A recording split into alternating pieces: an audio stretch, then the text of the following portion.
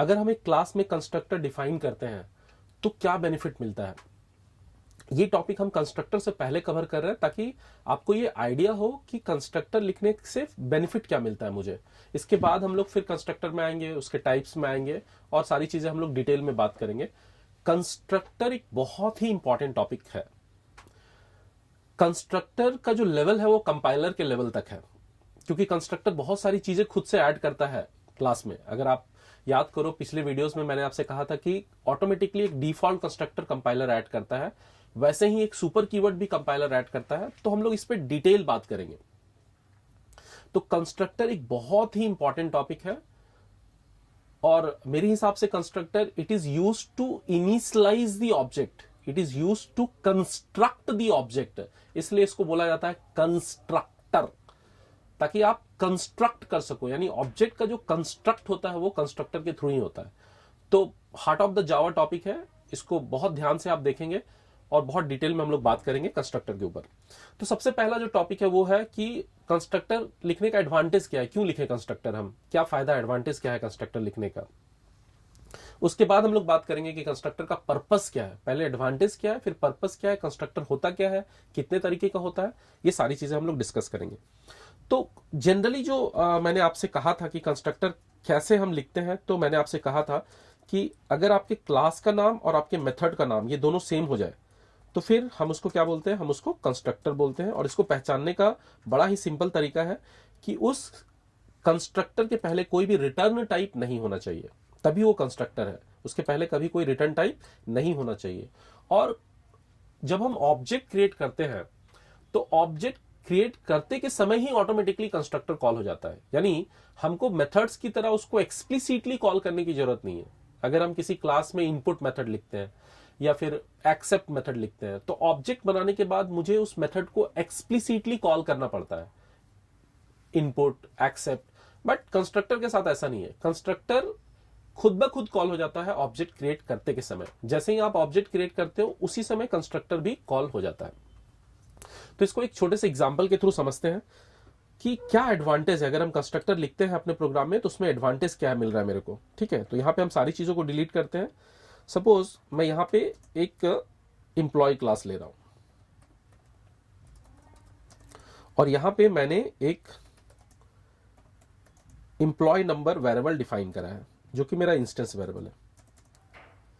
अब यहां पे मैं पब्लिक वॉइड सेट eno, मेरा सेटर सेट eno, एंड यहां पर int eno,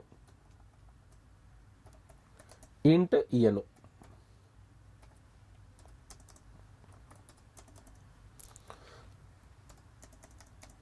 this dot eno is equal to eno। तो अभी हम सेटर मेथड के बारे में बात कर रहे हैं, यानी सेटर मेथड के बारे में फोकस कर रहे हैं। यहां पे आप चाहे तो गेटर भी ले सकते हैं, पब्लिक इंट गेट eno, और ये मेरे इंस्टेंस वेरिएबल को रिटर्न करेगा। तो मेरा जो इंस्टेंस वेरिएबल है वो क्या है, रिटर्न eno। ठीक है, तो अभी यहां पे हम एक मेन क्लास ले लेते हैं। यहां पे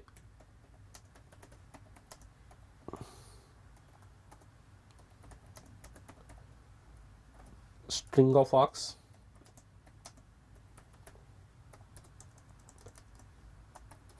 और यहां पे हम ऑब्जेक्ट बना रहे हैं। तो employ E1 is equal to new employ, ये मैंने ऑब्जेक्ट क्रिएट कर लिया। ठीक है, employ E1 is equal to new employ. तो सबसे पहले अगर आप देखो मैंने ऑब्जेक्ट क्रिएट किया और इस ऑब्जेक्ट के थ्रू अब हम इस सेटर मेथड को कॉल कर सकते हैं। यहां से हम इस सेटर मेथड को कॉल कर सकते हैं E1 डॉट सेट eno, और यहां पे सपोज मैंने सेट कर दिया जो एम्प्लॉय नंबर है वो 1 मैंने सेट कर दिया। ठीक है, और अगर हम चाहें तो फिर गेटर मेथड के थ्रू हम गेट भी कर सकते हैं वैल्यूज को। फिलहाल हम इंटरेस्टेड नहीं है गेट करने के लिए। अगर आप चाहो तो आप वहां से गेटर मेथड को कॉल कर आप इसमें यहां पर वैल्यूज को प्रिंट कर सकते हो। ठीक है, यहां पर आप वैल्यूज को प्रिंट कर सकते हो। अब अगर आप इस पूरे प्रोग्राम को ध्यान से देखिए, ये बहुत इंपॉर्टेंट टॉपिक है, इस पूरे प्रोग्राम को आप ध्यान से देखिए। तो इस क्लास एम्प्लॉय में मैंने किसी भी तरह का कोई कंस्ट्रक्टर डिफाइन नहीं करा है। तो जैसे ही हम कोई भी कंस्ट्रक्टर डिफाइन नहीं करेंगे तो क्या होगा, ऑटोमेटिकली एक डिफॉल्ट कंस्ट्रक्टर कंपाइलर यहां पे ऐड करेगा। ऑटोमेटिकली एक डिफॉल्ट कंस्ट्रक्टर यहां पे कंपाइलर ऐड करेगा। ये कंपाइलर ऐड कर रहा है डिफॉल्ट कंस्ट्रक्टर, और उसका पर्पस क्या है आपको पता है? उसका पर्पस मेरे इंस्टेंस वेरिएबल को डिफॉल्ट वैल्यूज के थ्रू इनिशियलाइज कर देना। तो ईएनओ के लिए ये कौन सा वैल्यू प्रोवाइड कर देगा? ईएनओ के लिए ये प्रोवाइड कर देगा वैल्यू 0। ईएनओ इज इक्वल टू 0, ये वैल्यूज ये प्रोवाइड कर देगा। ठीक है, ये हमें पता है, ये इंटरनल मैकेनिज्म है। ऑटोमेटिकली कंपाइलर एक डिफॉल्ट कंस्ट्रक्टर ऐड करेगा और इंस्टेंस वेरिएबल को इनिशियलाइज कर देगा। अब अगर आप इसको ध्यान से देखो तो यहां पे हो क्या रहा है, मैं एक काम करता हूं, मेरे पास स्पेस है तो मैं यहां पे गेटर मेथड को भी यूज कर लेता हूं। तो system dot out dot println, suppose यहां पे हम क्या कर रहे हैं, यहां पे E1 डॉट गेट ईएनओ, यानी हम ईएनओ को प्रिंट कर रहे हैं। ठीक है, अब होगा क्या, अगर आप इसको ध्यान से देखो, अगर हम इसको डायग्रामेटिकली समझे तो हो क्या रहा है। सबसे पहले तो आपका, let me change the colour, सबसे पहले तो आपका एक एम्प्लॉय का ऑब्जेक्ट बन रहा है।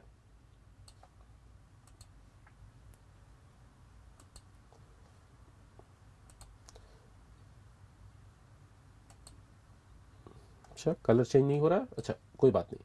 तो लेट से सबसे पहले मेरा क्या हो रहा है, सबसे पहले मेरा एम्प्लॉय का ऑब्जेक्ट बन रहा है, एक एम्प्लॉय का ऑब्जेक्ट यहां पे क्रिएट हो रहा है। तो आपको पता है जैसे ही एम्प्लॉय का ऑब्जेक्ट क्रिएट करेंगे हम लोग, ये एम्प्लॉय का ऑब्जेक्ट है, एम्प्लॉय ऑब्जेक्ट, और इसको आप किसी एड्रेस पे मान सकते हो कि कोई एड्रेस पे ये बन रहा है। लेट से ये 7000X एड्रेस पे ये क्रिएट हो रहा है, तो मैंने लिख दिया 7000X एड्रेस पे ये ऑब्जेक्ट बन रहा है। और इस ऑब्जेक्ट का सबसे पहले नेम क्या है, ऑब्जेक्ट का नाम है E1। सो ये ऑब्जेक्ट को रेफर कर रहा है कौन सा इंस्टेंस, कौन सा रेफरेंस वेरिएबल, इस ऑब्जेक्ट को रेफर कर रहा है मेरा रेफरेंस वेरिएबल E1।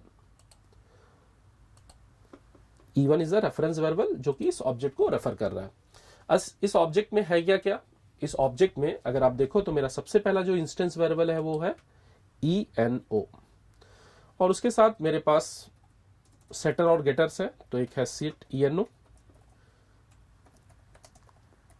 ठीक है, और एक इसके साथ एक दूसरा मेथड है गेट ENO, सेटर और गेटर। अब अगर आप ध्यान से देखो तो यहां पे क्या हो रहा है, यहां पे ऑटोमेटिकली कंपाइलर एक डिफॉल्ट कंस्ट्रक्टर को ऐड कर रहा है, और वो डिफॉल्ट कंस्ट्रक्टर क्या कर रहा है, जैसे ही आप ऑब्जेक्ट क्रिएट कर रहे हो तो वो डिफॉल्ट कंस्ट्रक्टर कॉल हो रहा है। क्योंकि मैंने आपसे क्या कहा था, कंस्ट्रक्टर ऑटोमेटिकली कॉल होता है जैसे ही आप ऑब्जेक्ट को क्रिएट करते हो। तो यहां से एक डिफॉल्ट कंस्ट्रक्टर मेरा जो कि कंपाइलर ने ऐड करा है, वो डिफॉल्ट कंस्ट्रक्टर ऑटोमेटिकली कॉल हो रहा है जब आप ऑब्जेक्ट को क्रिएट कर रहे हो। तो ऑब्जेक्ट क्रिएट करते समय डिफॉल्ट कंस्ट्रक्टर कॉल हुआ, वो डिफॉल्ट कंस्ट्रक्टर वो इस ENO के वैल्यू को इनिशियलाइज कर देगा 0 से। ठीक है, अब इसके बाद हम क्या कर रहे हैं, इसके बाद हम यहां से E1 डॉट सेट ENO, ये जो मेरा सेटर मेथड है E1 डॉट सेट ENO, इस मेथड को मैंने कॉल करा।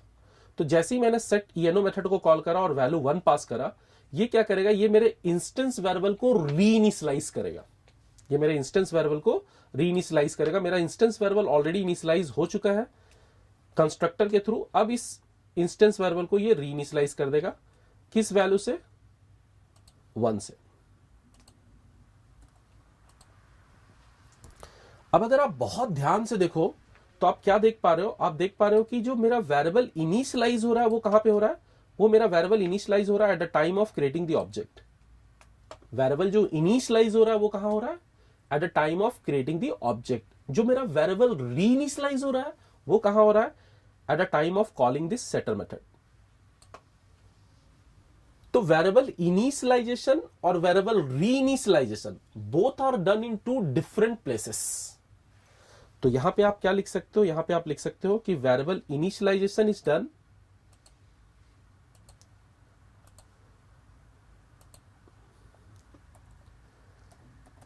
Variable initialization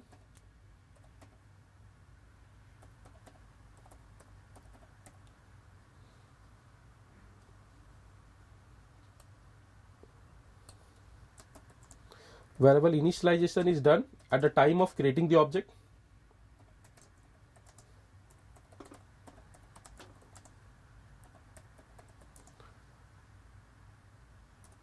Variable reinitialization is done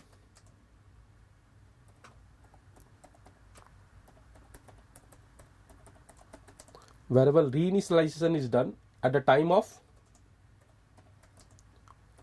of calling the setter method.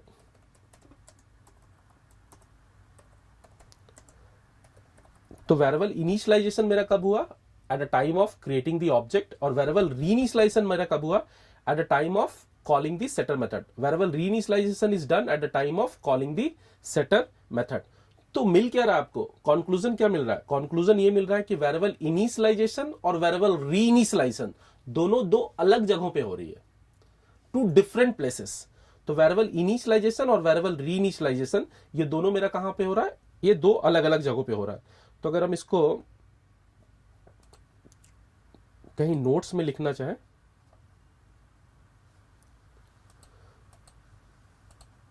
तो यहां पे मैंने लिख दिया सपोज, और उसके बाद मैंने क्या लिख दिया कि so the conclusion is variable initialization and variable reinitialization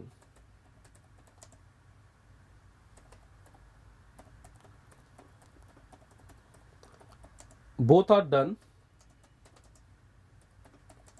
in two different places.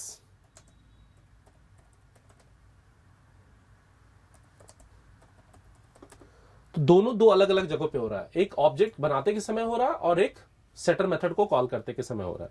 Perfect है. अब इसी चीज को हम दूसरे तरीके से देखते हैं कि ये जब मैंने कंस्ट्रक्टर नहीं लिखा तो वेरिएबल इनिशियलाइजेशन और रीइनिशियलाइजेशन दो अलग अलग जगहों पे हुआ. अब सपोज हम कंस्ट्रक्टर लिखना चाह रहे हैं, मैं खुद से कंस्ट्रक्टर लिखना चाह रहा हूं.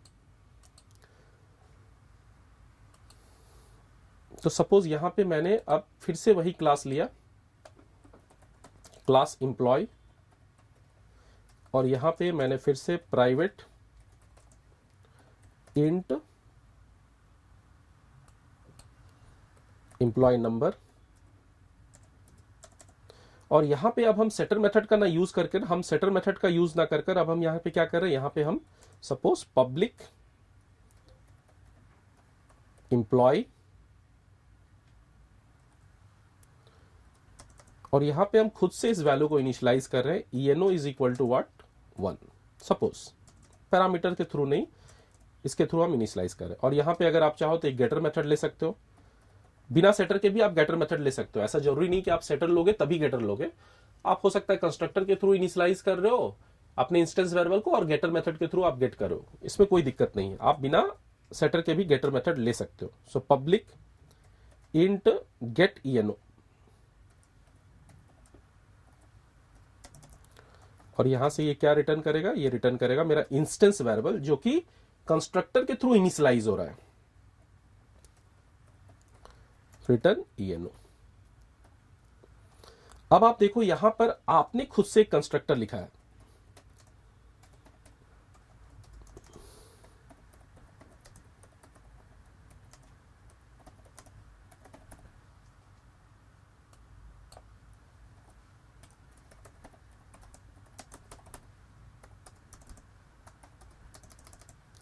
यहां पर आपने खुद से कंस्ट्रक्टर लिखा है. सो ये constructor defined by the user, आपने लिखा है इसे. तो अब आप जब ऑब्जेक्ट क्रिएट करोगे employ E1 is equal to new employ, तो क्या होगा? आपका जो कंस्ट्रक्टर है वो कॉल होगा जो आपने लिखा है. तो जैसे ही ये कॉल हुआ, आपकी eno के वैल्यू को क्या कर देगा? ये आपकी eno के वैल्यू को 1 करेगा. बट होल्ड ऑन, यहां पर मेरा eno का वैल्यू 0 होगा या नहीं? यहां पर भी मेरा eno का वैल्यू 0 होगा. अब वो कैसे होगा? वो होगा सुपर कीवर्ड के थ्रू, जो कि हम सुपर कीवर्ड में कवर करेंगे इस चीज को. इसके बारे में हम लोग बात करेंगे, पर यहां पे भी मेरा eno का वैल्यू 0 होगा. ठीक है सर, ये चीज थोड़ा सा अटपटा जरूर है, लेकिन इस चीज को अगर आप देखना चाहो, इस चीज को अगर आप प्रूफ करना चाहो, तो आप क्या कर सकते हो? आप यहां पे system.out.println eno को डायरेक्टली प्रिंट कर दो. तो जैसे ही ऑब्जेक्ट क्रिएट होगा, आप वहां पे इस कंस्ट्रक्टर को कॉल कर रहे हो और इस कंस्ट्रक्टर के अंदर आपने क्या कर दिया, system dot out dot println ENO को प्रिंट कर दिया, तो वो ईएनओ क्या प्रिंट करेगा, वो 0 प्रिंट करेगा। ऐसा बिल्कुल मत सोचिए कि डिफॉल्ट कंस्ट्रक्टर कंपाइलर ऐड नहीं कर रहा है तो फिर ये वैल्यू डिफॉल्ट इनिशियलाइज नहीं होगा। वैल्यू डिफॉल्ट इनिशियलाइज होगा with the help of object class. इसके बारे में हम लोग इनहेरिटेंस में पूरे डिटेल्स में बात करेंगे, पर यहां पे एक छोटा सा चीज आपको याद रखना है कि ऐसा मत सोचिए कि येनो का वैल्यू डायरेक्टली 1 हो जाएगा, नहीं, पहले येनो का वैल्यू 0 होगा और फिर वो वैल्यू चेंज होकर 1 होगा। और इसके बाद मैंने यहां पे क्या किया, इसके बाद मैंने यहां पे E1 डॉट गेट ईएनओ ये मैंने यहां पे लिखा।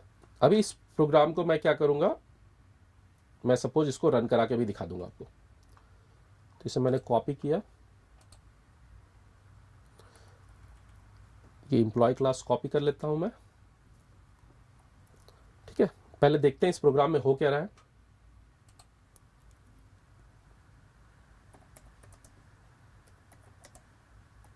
ठीक है, ओके। तो सबसे पहले यहां पर भी क्या होगा, एक ऑब्जेक्ट क्रिएट होगा।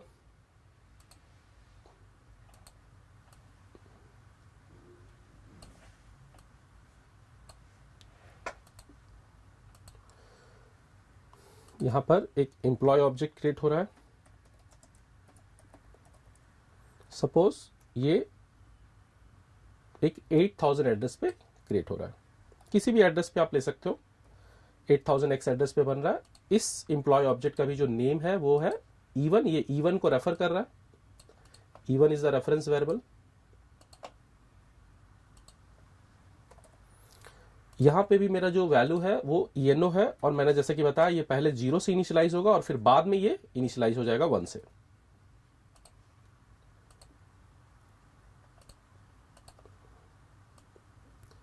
इस क्लास में कोई डिफॉल्ट कंस्ट्रक्टर कंपाइलर ऐड नहीं कर रहा है, इसके बावजूद उसका ईएनओ का वैल्यू 0 होगा। अब यहां पे मेरा एक कंस्ट्रक्टर है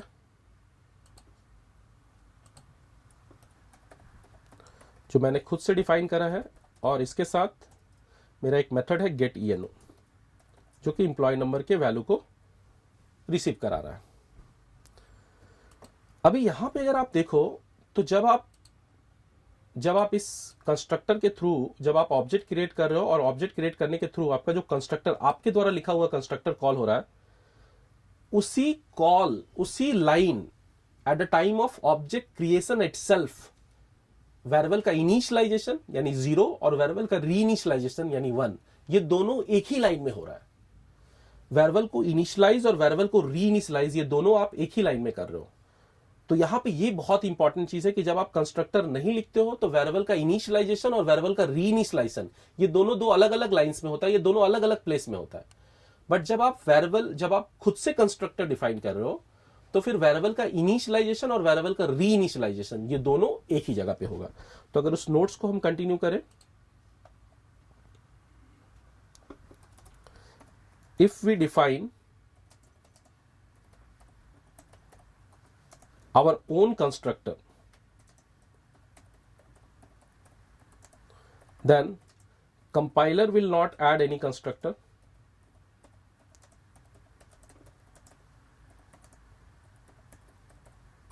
Compiler will not add any constructor. In this case,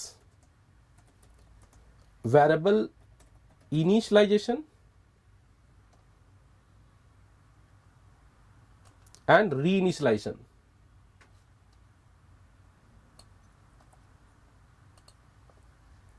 variable initialization and variable reinitialization both are done in the same place. In the same place means at the time of creating the object.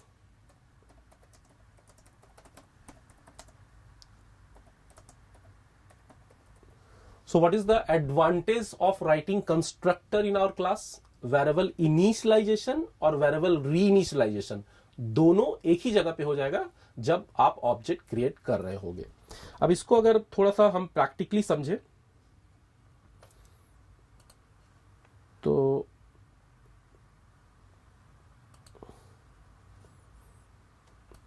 फिलहाल Eclipse ID मैंने बंद किया हुआ है, तो मैं यहां पे इस प्रोग्राम को लिख देता हूं। सॉरी, उसे मैंने कॉपी किया, तो क्या उस प्रोग्राम को हम नो ओके ठीक है कोई बात नहीं। तो मैं इसे प्रोग्राम को जल्दी से लिखता हूं। सपोज मैंने क्या लिखा, क्लास एम्प्लॉय, और यहां पे मैंने प्राइवेट इंट एम्प्लॉय नंबर, और यहां पे मैंने क्या किया, मैंने यहां पे एक कंस्ट्रक्टर ले लिया पब्लिक एम्प्लॉय, और इसके अंदर हम क्या कर रहे हैं, इसके अंदर डायरेक्टली हम वैल्यू को प्रिंट कर रहे हैं।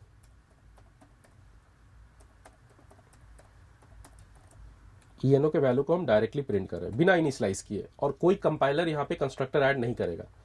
तो क्लास यहां पे हम ले लेते हैं मेन, यहां पे मैं ऑब्जेक्ट क्रिएट करता हूं, employ E1 is equal to new employ. ठीक है, खुद ब खुद ये कंस्ट्रक्टर कॉल होगा। मैं इस प्रोग्राम को सेव करता हूं।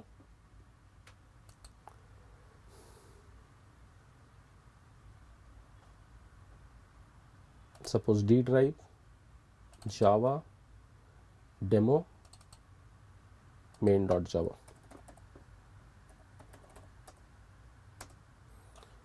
इसको रन कराते हैं। D drive cd Java cd demo Java C main dot Java, yes compile. और जब इसको रन कराते हैं तो देखो आप वैल्यू क्या मिल रहा है आपको, 0। तो वैल्यू 0 कैसे मिल रहा है, क्योंकि यहां पे इंटरनली एक सुपर कीवर्ड है जिसके थ्रू मेरा वैल्यू इनिशियलाइज हो रहा है, जिसके बारे में हम लोग बात करेंगे। अब यहां पे हम क्या चाहते हैं, यहां पे हम चाहते हैं कि हम अपना वैल्यू जो है खुद से इनिशियलाइज कर दें, eno इज इक्वल टू 1। तो जैसे ही eno इज इक्वल टू 1 कर रहे हैं, और फिर यहां पर एक मेथड हम ले रहे हैं, लेट से पब्लिक इंट गेट eno, और यहां से मैंने इसे रिटर्न कर दिया, रिटर्न eno मेरा इंस्टेंस वेरिएबल। तो यहां पे खुद से खुद मैंने वैल्यू को इनिशियलाइज किया 1 से, लेकिन वैल्यू 0 से इनिशियलाइज हो रहा है। ये बहुत इंपॉर्टेंट चीज है। System dot out dot println E1 dot gate eno,